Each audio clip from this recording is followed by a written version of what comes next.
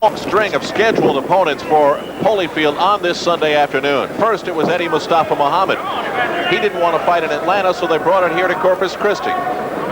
Muhammad dropped out with a hand injury. Then it was Ricky Parkey. Then Michael Brothers of Chicago. He decided not to come. And here is Shelby out of Fort Worth, Texas, against Holyfield. And Alex, you really never know when all those changes are made and Holyfield is in the ring against someone he should beat easily, what his mental standing would be coming into a fight like this. Well, from Evander's point of view, he is disappointed not to meet the top contender that he was originally scheduled to meet. And he has to make sure that he doesn't let his performance slip because of that disappointment.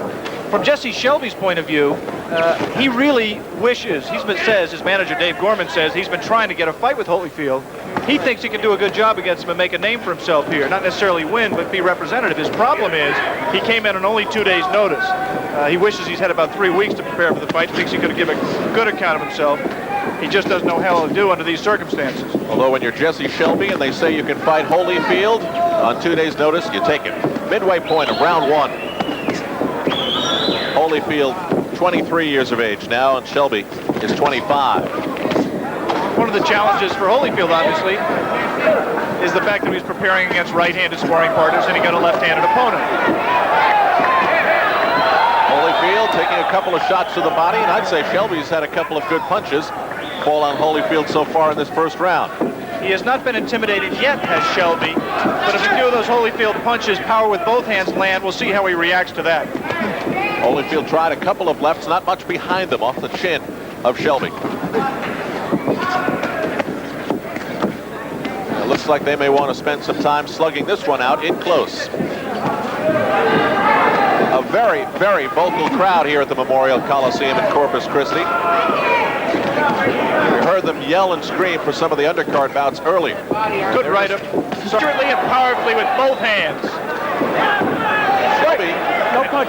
He looks like he might be a little tired already. 20 seconds to go in the first. I think he's tired of getting hit. 5 quick punches, a couple to the body, a couple to the head of Shelby. Holyfield looking quite crisp. And also looking a little awkward and strange up against the ropes. But he slides away. Time.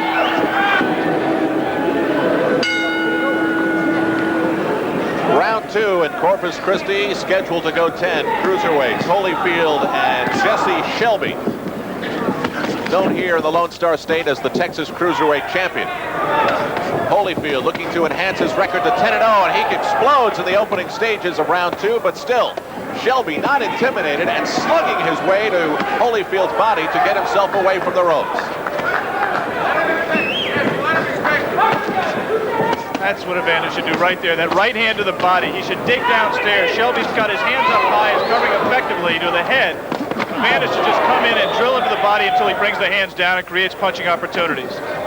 Awful lot behind the punches of Holyfield. Really teeing off on that left. And now, again, on the ropes.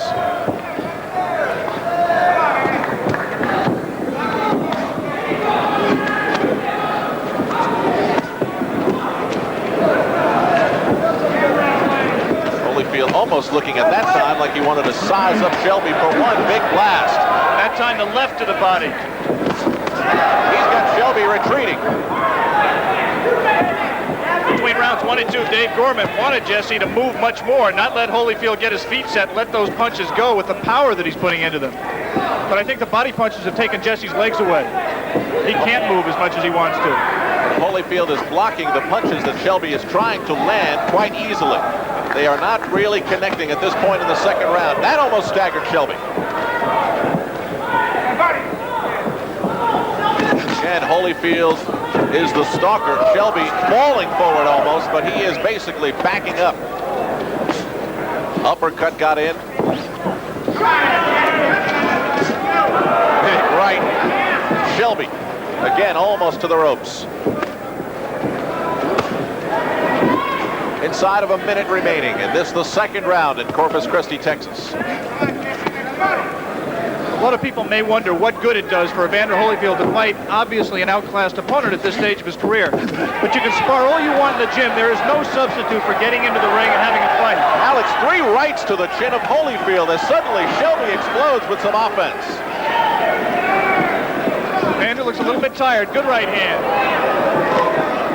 Seeing a little bit of mouthpiece from Evander. This opponent's a little bit more game and a little bit tougher than I think Evander expected. Smacks the forehead of Shelby. Final seconds of round 2. And the question again of Evander's mental edge. Did he lose that edge a little bit when the opponents, the tougher opponents that he was expecting, fell out? That's what I always fear when a favorite takes on a relative unknown. Not that he's in any danger of losing, but it's just tougher than it should be for him. Time.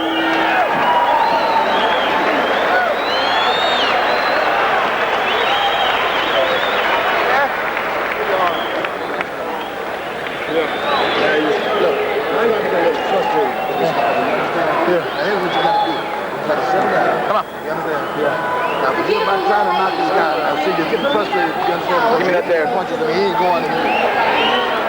Put it there? Yeah, give me that Vaseline. Okay. Now, you go back out there and take your time and box like you know how. Right? Okay. Now, forget about trying to knock him out again. Third round. Okay. Okay. That body punching. Come on, baby. Now, go back to hitting him in the body. And if he don't go, don't worry about it. Just get busy. You understand? Right there. Because I can see the frustration. Don't worry about trying to knock him out. Give me a breath. Come on. Baby. You're running in unnecessary punches because you're trying too hard. Quit trying too hard, right? Now take your time and box him like you know how, right? Come on. Don't wait, baby. Don't wait, baby. Start. Third round scheduled for 10. Jesse Shelby and Evander Holyfield. The fourth scheduled opponent for Holyfield here in Corpus Christi. Eddie Mustafa Muhammad, then Ricky Parkey, then Michael Brothers of Chicago, and now Shelby. The first 2 rounds clearly to Holyfield, but as you mentioned, Alex, harder than they should have been. Yeah, I think Evander's a little bit frustrated. He's trying much too hard to knock out Jesse Shelby in the first 2 rounds. Loading up too much. He needs to settle down, just like he's done right now. Take his time, box, shoot a few jabs. Forget about knocking out Shelby for now. Because what's been happening is he's been running into a lot of unnecessary punches, taking punches that he shouldn't be hit with. And again in close, Shelby getting a couple into the Holyfield belly. Holyfield content to just hold his gloves up and block what he can. From the point of view of Evander Holyfield's trainers, George Benton and Lou Duba, this is exactly the kind of opponent they wanted. They did not want somebody who'd go down the first time Evander hit him on the chin or ran constantly or grabbed constantly. Jesse Shelby came to fight, and he's going to do a lot of good for Evander Holyfield, getting him ready for his shot at a world title. A sweat-splattering exchange between both Shelby and Holyfield, and a big left. Shelby almost in trouble in the corner. Now he may be. A right over the top by Holyfield. No punch, no punch, step back. Box. Shelby perhaps getting enough time to get his breath and figure out where he is. He looked like he was in big trouble in the corner. Come on, baby, get the ball.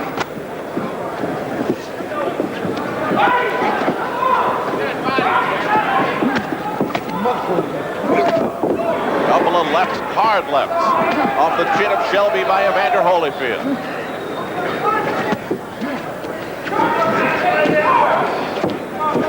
Just about 1 minute to go in this, the third round. If there has been one rap on Evander Holyfield, the question people ask about him is it has been his defensive abilities, his openness to punches, when he's shooting all those powerful punches of his own. And if you're looking to size up Evander here, to see how he would do against better opponents, watch and see what about his defense. Shelby may be ready to go. He is. Right on the ropes. Holyfield can't set the guy. Shelby still on his feet. Finally, Shelby over here, Evander. There is no standing 8 count in Texas. If there had been, I think referee Steve Crossan would have given Shelby 1. 9. Can you continue? Yeah. 5. You heard it. Referee Steve Crossan asked Shelby if he could go, and he said, yeah. And on we go. You'll wait a long time before you hear a fighter say no. They're just not bred to it. But this fight should be stopped. Go here. Crossan's going to give him a count. The round is over in terms of time. 7. 8. He's not going to make the count. 9. He didn't make it. It is over.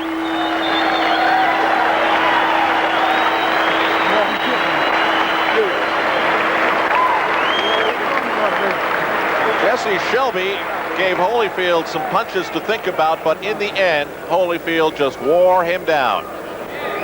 This was the first knockdown. And boy, I wasn't sure if Shelby was ever going to go down.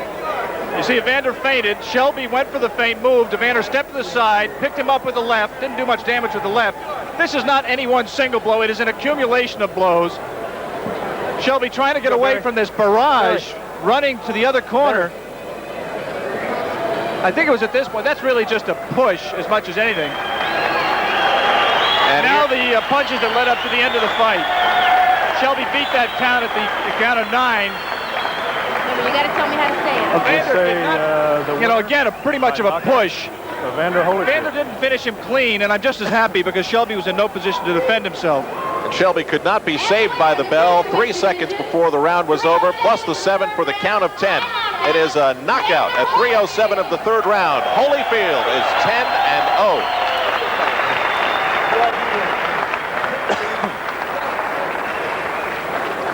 Good job.